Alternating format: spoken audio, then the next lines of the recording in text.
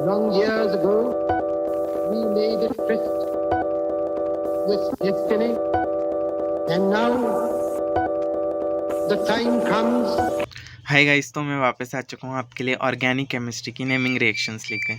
इसमें हम फॉलो करेंगे एनसीईआरटी सीक्वेंस ताकि आपको अप्रोच करने में बिल्कुल भी दिक्कत ना हो। तो सबसे पहले हम लेते हैं वुड्स रिएक्शन।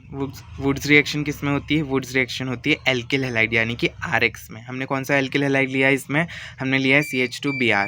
और इसकी क्रिया किसके साथ कराते हैं? सोडियम धातु के साथ। और क्या लेते हैं? शुष्क ईथर की उपस्थिति में। क्या बन जाता है? कम से कम तो ईथेन बनता है और सोडियम ब्रोमाइड बाहर निकल जाता है। इसमें सम कार्बन परमाणु प्राप्त होते हैं यानी कि 2, 4, 6, 8 ऐसे इवन नंबर के कार्बन परमाणु प्राप्त होते हैं। और दो बातें इसके लिए बहुत इंपॉर्टेंट है, इसमें टर्शरी एल्किल हैलाइड नहीं बनता है। टर्शरी मतलब ज़्यादा ग्रुप नहीं जुड़े होने चाहिए मेथिल एथिल वाले एल्किल वाले ग्रुप, तो वो नहीं सुटेबल होता। और वुड्स में कभी भी क्या नहीं बनता? मेथेन नहीं बनता। कम से कम क्या बन जाता है? ईथेन बन जाता है। नेक्स्ट आती है फिटिक रिएक्शन। फिटिक में क्या होता है? ये एरिल हैलाइड में होती है। जैसे वुड्स किस में हो रही थी? एल्किल हैलाइड में। वैसे फिटिक किस में होती है? एरिल हैलाइड में। इसमें क्या लेते हैं हम? इसमें एरिल लेंगे। एरिल यानी कि बेंजीन ग्रुप। बेंजिल हैलाइड ले लिया हमने, सोडियम धातु के साथ क्रिया कराए, ड्राई ईथर की उपस्थिति में क्या बन गया? PH डायरिल बन गया और 2NaX बाहर निकल गया। नेक्स्ट आती है हमारे पास Kolbe Schmitt electrolysis. Kolbe Schmitt electrolysis में क्या करते हैं हम? विद्युत अपघटन करते हैं यानी कि बी कार्बोक्सिलेशन होता है। इसमें CO2 बाहर भी निकलता है। तो अगर हमें विद्युत अपघटन कराना है तो हमें दो एनोड और एक कैथोड यानी कि दो क्या लेने पड़ेंगे? इलेक्ट्रोड लेने पड़ेंगे। तो हम लेते हैं एनोड ले लिया और कैथोड ले लिया। तो एनोड और कैथोड पे क्या होता है? पहले तो आप बेसिक वाली रिएक्शन समझो। क्या है करना है हमें? R लेना है यानी कि एक एल्किल ग्रुप लेना है, COONA पॉजिटिव लेना है, पानी के साथ रिएक्शन कराना, विद्युत अपघटन कराना। क्या बनेगा? RR बनेगा, CO2 निकलेगी, H2 निकलेगी और क्या निकल जाएगा? Sodium hydroxide. याद रखना इसमें मिथेन नहीं बन सकता है। जैसे वुड्स में मिथेन नहीं बनता वैसे कोल्बे में भी मिथेन नहीं बनता है। हमने R में क्या ले लिया? CH3 ले लिया, दो मॉलिक्यूल ले लिया, COA ले लिया, Na CH3COONA ले लिया यानी कि सोडियम एसीटेट ले लिया, जल के साथ रिएक्ट कराए, विद्युत अपघटन किया, क्या बन गया? डाइएल्केन। H2 गैस, CO2 बाहर निकला और NaOH। अब हम देखते हैं H2 और CO2 कहाँ निकला। हमने तो डायरेक्ट लिख दिया, पर एनोड में क्या होता है और कैथोड में क्या होता है ये देखते हैं। एनोड में क्या होता है? एनोड में हमने क्या ले लिया? CH3COO नेगेटिव यानी कि एसीटेट आयन। तो हमें क्या मिला? डायमिथेन मिला। और एनोड पर क्या निकल गई? CO2 गैस निकल गई। कैथोड पर क्या होता है? कैथोड पर हमने पानी लिया, पानी में क्या करा? इलेक्ट्रॉन ऐड किया, OH नेगेटिव आयन प्राप्त हुआ और H मिला। और इससे क्या हो गया? pH बढ़ गया यानी कि क्षारीय हो गया। H2 गैस रिलीज हुई। तो आपको याद रखना है H2 गैस किस पर रिलीज हुई? कैथोड पर। और CO2 गैस किस पर रिलीज हुई? एनोड पर। एनोड पर CO2, कैथोड पर H2 गैस। और कैथोड पर क्या हो जाता है? pH बढ़ जाता है यानी कि क्षारीय हो जाता है। ये बहुत इंपॉर्टेंट है। pH क्षारीय क्यों हो रहा है? आपको लगेगा H2 गैस निकल रही है इसलिए, नहीं। OH नेगेटिव के कारण क्षार आता है, H2 के कारण तो अम्ल आता है, पर अम्ल यहाँ पर नहीं हो रहा है। क्या हो रही है? क्षारीयता। इसको आपको कंफ्यूज नहीं करना है। एक दूसरी प्रोसेस इसका नाम है सोडा लाइम प्रोसेस। इसमें क्या होता है? RCOONA लेना है प्लस NaOH और कैल्शियम ऑक्साइड की उपस्थिति में RH और CO2 गैस बनती है। RH में हम क्या बना सकते हैं? मीथेन भी बना सकते हैं। नेक्स्ट है हमारे पास खराश प्रभाव। खराश प्रभाव को हम एंटी मार्कोनिकॉफ भी कहते हैं। और एंटी मार्कोनिकॉफ किस में लगता है? सिर्फ HBr में लगता है। ये एंटी मार्कोनिकॉफ के उल्टा चलता है। ये HBr में लगता है सिर्फ, ना कि HI, HF, HCl इनमें नहीं लगता है। ओके, तो एंटी मार्कोनिकॉफ क्या कहता है? एंटी मार्कोनिकॉफ ये कहता है कि अगर हम एक टर्मिनल एल्किन की रिएक्शन किससे कराएंगे? सिर्फ HBr से कराएंगे। याद रखना HI से करा नहीं सकते एंटी मार्कोनिकॉफ में यानी कि खराश में। HCl से भी नहीं करा सकते, सिर्फ किससे करा सकते हैं? HBr से। तो अगर हम एक टर्मिनल एल्किन की रिएक्शन HBr से कराते हैं तो जो Br है यानी कि जो नेगेटिव आयन बनता है वो कहाँ पर जुड़ेगा? जहाँ पर हाइड्रोजन ज़्यादा होगा। तो जोड़ देते, एक क्या लेना होगा? पेरोक्साइड लेना होगा। जोड़ दिया हमने तो क्या मिल गया हमको? हमने ब्रोमीन उसमें जोड़ दिया, एल्केन बन गया, ब्रोमो एल्केन बन गया। और अगर मार्कोनिकॉफ आपसे पूछता है तो मार्कोनिकॉफ में क्या होता है? अगर टर्मिनल एल्किन की रिएक्शन हम HBr, HCl, HI किसी से भी कराए तो वहाँ पर हाइड्रोजन कहाँ जुड़ता है? जहाँ हाइड्रोजन ज़्यादा होता है। यहाँ पर क्या जुड़ा? ब्रोमीन कहाँ जुड़ा? जहाँ हाइड्रोजन ज़्यादा था, पर वहाँ पर हाइड्रोजन जुड़ता है। यहाँ पर क्या जुड़ता है? ब्रोमीन। और इसमें हाइड्रोजन कहाँ जुड़ा? जहाँ हाइड्रोजन कम था। दिख सकता है आपको। अब देखते हैं खुशरोव रिएक्शन। इसमें क्या होता है? इसमें हम एक आइन यानी कि प्रोपाइन या एथाइन ले सकते हैं। इसकी रिएक्शन पानी के साथ कराते हैं HgSO4 और डाइल्यूट H2SO4 की उपस्थिति में। तो क्या बनता है हमारे पास? आइन से क्या बन गया? इनॉल बन गया। अब इनॉल इसमें क्या होता है? एक समावयवता की एक प्रकार वाली प्रक्रिया होती है जिसको बोलते हैं चलावयवता, टॉटोमेरिज्म। इसमें टॉटोमेरिज्म होता है। टॉटोमेरिज्म में क्या होता है? 1 का 3 पर चले जाता है। अब आप देखो 1 कहाँ है? OH1 CH2 CH2 3, तो OH का कहाँ चला जाएगा 1 पर, यहाँ पर चला गया, और जो 3 का था यानी कि डबल बॉन्ड था वो कहाँ शिफ्ट हो जाएगा 1 पर, तो ये क्या हो जाएगा टॉटोमेरिज्म, 1 का 3 पर और फिर 3 का कहाँ चले जाएगा 1 पर चले जाएगा, तो ये क्या हो जाता है टॉटोमेरिज्म। नेक्स्ट आता है हमारे पास फ्रीडल क्राफ्ट एल्काइलेशन। अब फ्रीडल क्राफ्ट हमारे पास दो तरीके, एल्काइलेशन और एसाइलेशन। तो एल्काइलेशन में क्या होता है, इलेक्ट्रोफिलिक एरोमेटिक सब्स्टिट्यूशन, EAS होता है, इलेक्ट्रोफिलिक एरोमेटिक सब्स्टिट्यूशन। क्या करते हैं इसमें बेंजीन लेते हैं, बेंजीन की क्या CHCl3 और एनहाइड्रस AlCl3, जो कि क्या होता है लुईस एसिड। क्यों होता है, क्योंकि CHCl3 में क्या होते हैं 3 लोन पेयर होते हैं जो कि उसको क्या कर देता है डोनेट कर देते हैं, इसलिए क्या होता है ये लुईस एसिड होता है। इसकी क्रिया कराते हैं तो क्या बन जाता है टॉलुइन बन जाता है और HCl बाहर निकल जाता है। अभी याद रखना है कि बेंजीन में कभी भी क्या नहीं होता है, एडिशन नहीं होता, सब्स्टिट्यूशन होता है। अब आप बोल रहे हैं एडिशन तो हुआ है, CH3 जुड़ा है, पर CH3 कब जुड़ा, जब वहाँ से एक हाइड्रोजन अलग हुआ, इसलिए बेंजीन में या एरिल में, बेसिकली बेंजीन में कभी भी क्या नहीं होता है, एडिशन नहीं होता, सब्स्टिट्यूशन होता है। नेक्स्ट है Friedel Crafts acylation. Friedel Crafts acylation में क्या होगा, एसाइलेशन में एसाइल ग्रुप ले लेंगे, जैसे एल्काइलेशन में एल्किल ग्रुप लिए थे, वैसे एसाइलेशन में एसाइल ग्रुप लेंगे जो कि होता है CH3COO और X कोई भी हो सकता है। इसमें क्या ले लिए, निर्जर AlCl3 ले लिए, तो क्या बन गया, ये बन गया हमारे पास। इसका नाम आप कमेंट में बताएं, और क्या निकल गया, HCl निकल गया। नेक्स्ट हमारे पास आता है हेलोजन एक्सचेंज चैप्टर से फिंकल स्ट्रीन रिएक्शन। इसमें क्या होता है, RX प्लस NaI की रिएक्शन किसके साथ कराते हैं, शुष्क एसीटोन के साथ। क्या बनता है, RI प्लस NaX का क्या बन जाता है, प्रेसिपिटेट यानी कि जमा हो जाता है। इसको हम अलग कर लेते हैं जिससे बहुत ज़्यादा यील्ड होती है सेपरेट करने के कारण। हम हेलोजन कौन कौन सा ले सकते हैं फिंकल स्ट्रीन में, क्लोरीन और ब्रोमीन। स्वार्ट्ज रिएक्शन नेक्स्ट है हमारे पास। स्वार्ट्ज रिएक्शन को क्या बोलते हैं, स्वार्थी रिएक्शन भी बोलते हैं। स्वार्थी कौन, जो सिर्फ अपने लिए देता है, जो है फ्लोरीन। फ्लोरीन बहुत कम रिएक्शन करता है, तो हमने क्या ले लिया, RX ले लिया और इसकी रिएक्शन AgF के साथ करा है। क्या बनता है हमको, RF बनता है और AgX क्या हो जाता है, प्रेसिपिटेट हो जाता है। क्लोरीन और ब्रोमीन हम जो लेंगे वही प्रेसिपिटेट होगा। हमने अगर X लिए तो X बना, X में क्या हो सकता है, क्लोरीन हो सकता है, ब्रोमीन हो सकता है। धात्विक फ्लोराइड AgF होता है, और भी धात्विक फ्लोराइड होते हैं जो इस रिएक्शन में यूज़ किए जा सकते हैं, Hg2F2 COF2 SbF3 यानी कि एंटीमनी ट्राइफ्लोराइड। अब आप देख रहे हैं सिर्फ F आ रहा है, यानी कि फ्लोराइड्स यूज़ होते हैं किसमें, स्वार्ट्स में, इसलिए कैसी रिएक्शन है, स्वार्थी। अभी इंपॉर्टेंट बात ये आती है कि फ्लोरीन क्लोरीन और ब्रोमीन को डिस्प्लेस कर देता है, यानी कि जो फ्लोरीन है हम जो भी लेंगे धात्विक फ्लोराइड वो किसको हटा देगा, क्लोरीन और ब्रोमीन को हटा देगा। तो यही थी स्वार्ट्स रिएक्शन। नेक्स्ट है सैंडमेयर रिएक्शन। सैंडमेयर में क्या होता है, डाईएजोटाइजेशन होता है, डाईएजोनीकरण होता है। क्या लेते हैं हम इसमें, एनिलीन लेते हैं। एनिलीन की रिएक्शन Na-NO2 प्लस HX के साथ करते हैं, 273 से 278 केल्विन रहता है, यानी कि 0 से 5 डिग्री सेंटीग्रेड। क्या बनता है मध्यवर्ती, बेंजीन डायजोनियम सॉल्ट बनता है, और इसकी रिएक्शन किसके साथ कराते हैं, Cu2X2 के साथ कराते हैं। HX की उपस्थिति में क्या बन जाता है, एरिल हैलाइड बन जाता है। एरिल हैलाइड में हेलोजन कौन कौन हो सकते हैं, क्लोरीन और ब्रोमीन हो सकते हैं। क्या निकल जाती है, एंटो गैस निकल जाती है। अब आपको A और B पहचानने को आ सकता है कि A क्या है B क्या है। तो A क्या होता है इसमें, बेंजीन डायजोनियम सॉल्ट कब बनता है, Na-NO2 प्लस HX के साथ रिएक्ट कराते हैं एनिलीन की। B कब बनता है, जब हम डायजोनियम सॉल्ट की रिएक्शन Cu2X2 और HX के साथ कराते हैं, तो B बन जाता है। B क्या होता है, एरिल हैलाइड। अगर हम इसी को दूसरे तरीके से करें, अगर हम एनिलीन ले रहे, एनिलीन की रिएक्शन Na-NO2 प्लस HX के साथ करें, तो आपको याद है A क्या बनता है, बेंजीन डायजोनियम सॉल्ट। पर हम Cu2X2 ना लेकर क्या ले लेंगे, CuCN और KCN ले लेंगे, तो क्या बन जाएगा, बेंजीन साइनाइड बन जाएगा और एंटो गैस बाहर निकल जाएगी। नेक्स्ट है गार्टरमैन रिएक्शन। गार्टरमैन रिएक्शन में क्या होता है, हमने क्या ले लिया, बेंजीन डायजोनियम सॉल्ट, और इसकी रिएक्शन किसके साथ कराए, कॉपर पाउडर के साथ। HX की उपस्थिति में क्या बन जाएगा, हेलो क्या बन जाएगा, एक हेलो अरीन बन जाएगा, यानी कि बेंजीन क्लोराइड या बेंजीन ब्रोमाइड, कोई भी हेलोजन ले सकते हैं हम। यहाँ पर आपको दिखा क्लोरीन और ब्रोमीन ले सकते हैं, एंटो गैस बाहर निकल जाएगी। नेक्स्ट आती है हमारे पास डाउज प्रोसेस। डाउज प्रोसेस में क्या लेते हैं हम, क्लोरोबेंजीन लेते हैं। क्लोरोबेंजीन की पहले किसके साथ रिएक्शन कराते हैं, NaOH, और जो कि बहुत ज़्यादा टेम्परेचर लेता है इस रिएक्शन में, क्या 623 केल्विन और 300 ATM प्रेशर लेता है।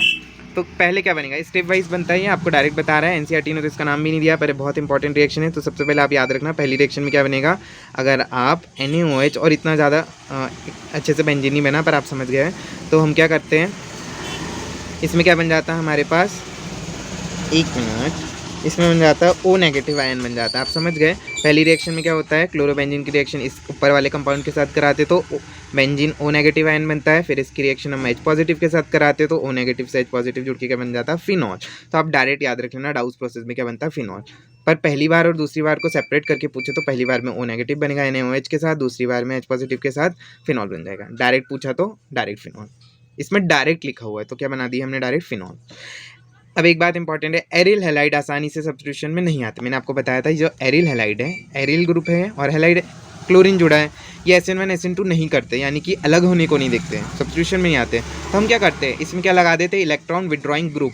कहाँ लगाते हैं, ऑर्थो मेटा पैरा पे नहीं लगाते, कहाँ लगाते हैं, सिर्फ ऑर्थो और पैरा पर लगाते हैं। ये देखिए ऑर्थो पे लग चुका है, क्या लगाया हमने, क्लोरीन लगाया, जो कि क्या है EWG, खींचने वाला होता है, इलेक्ट्रॉन को पकड़ के खींच लेता है। ठीक है, तो क्या हो जाता है, नाश हो जाता है, न्यूक्लियोफिलिक एरोमेटिक सब्स्टिट्यूशन हो जाता है। नेक्स्ट आता है हमारे पास फ्रीडल क्राफ्ट रिएक्शन। अगेन क्या लेते हैं हम इसमें, क्लोरोबेंजीन CHCl3 के साथ रिएक्शन कराते हैं, एनहाइड्रेस AlCl3 की उपस्थिति में क्या बन जाते हैं, दो डेरिवेटिव बनते हैं, एक ऑर्थो और एक पैरा, किसके, क्लोरोटोलुइन के। तो ऑर्थो वाला क्या हो जाता है, मेन उत्पाद नहीं होता है, कौन सा होता है मेन उत्पाद, पैरा वाला। तो हमने देख लिया पैरा वाला क्या हो गया, मेन उत्पाद, ऑर्थो वाला मेन उत्पाद नहीं हुआ, ये ऑर्थो पे जुड़ा है, यहाँ पर किस पे जुड़ गया है, पैरा पे।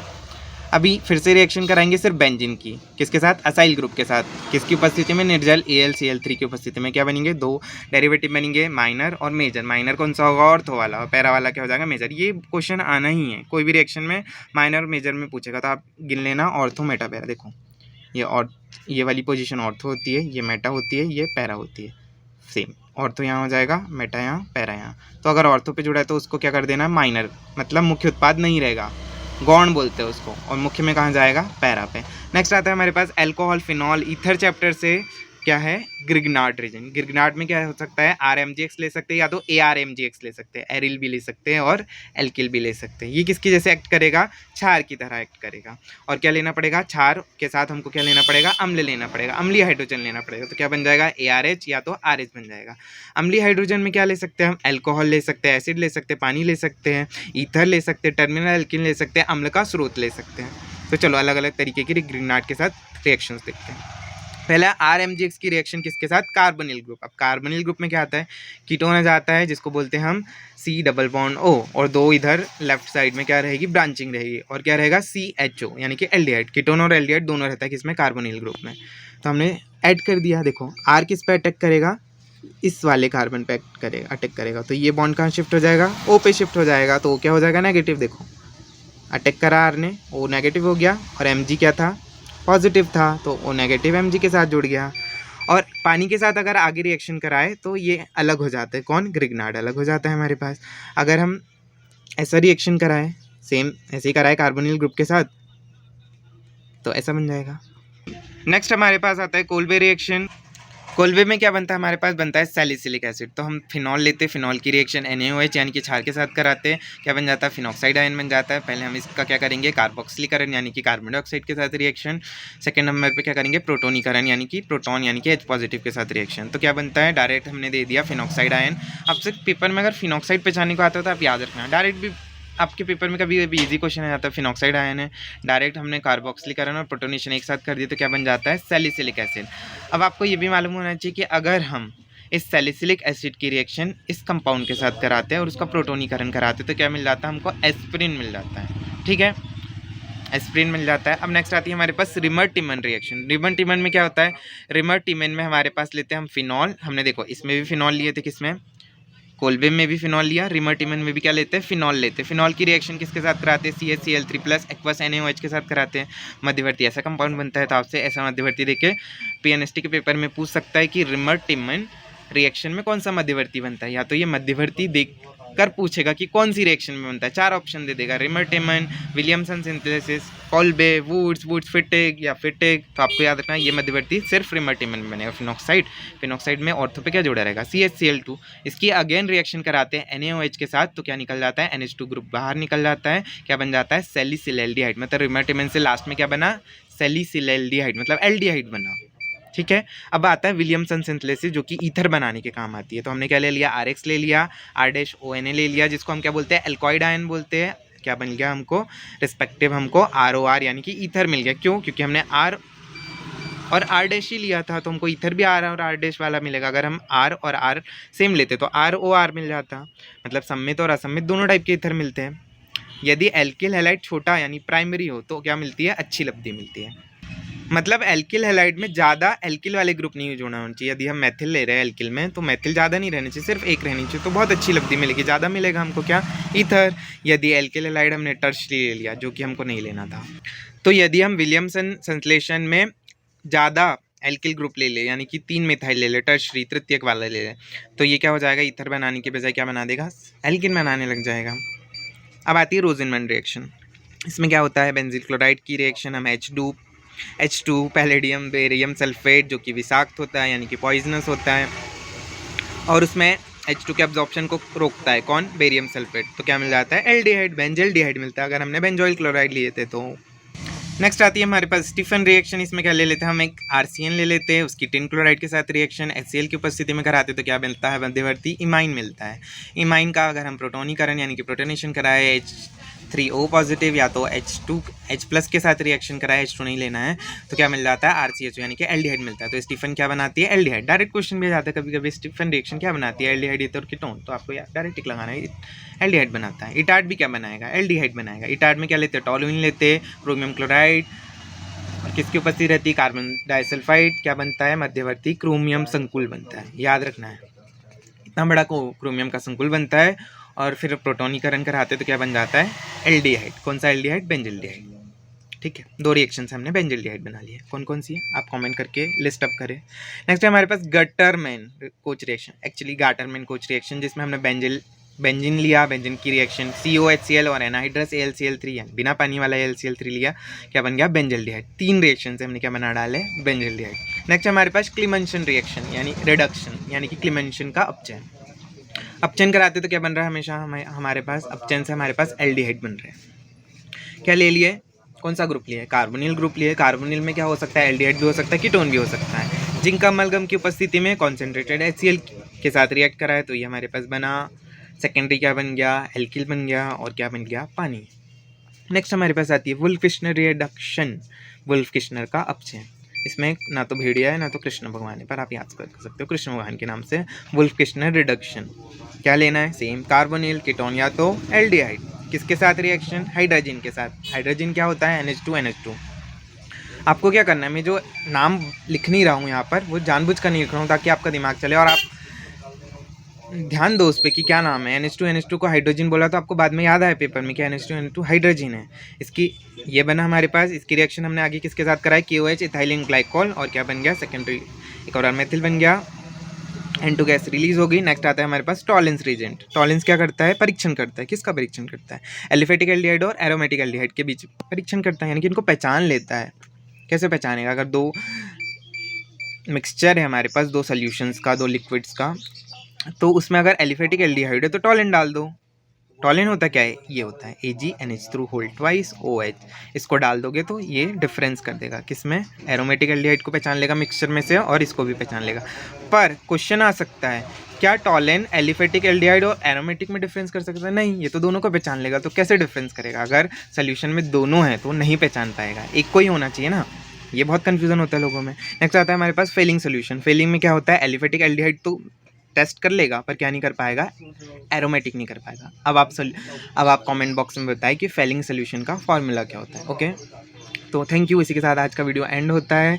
थैंक यू सो मच, और लाइक शेयर सब्सक्राइब करना ना भूलें, और कमेंट करके बताएं आप ऐसे और क्या वीडियोस चाहते हैं, और मैं इसके आगे के कुछ रिएक्शंस है जो कि मैं शॉर्ट्स में कंप्लीट करने का सोच रहा हूँ। Thank you so much, bye bye.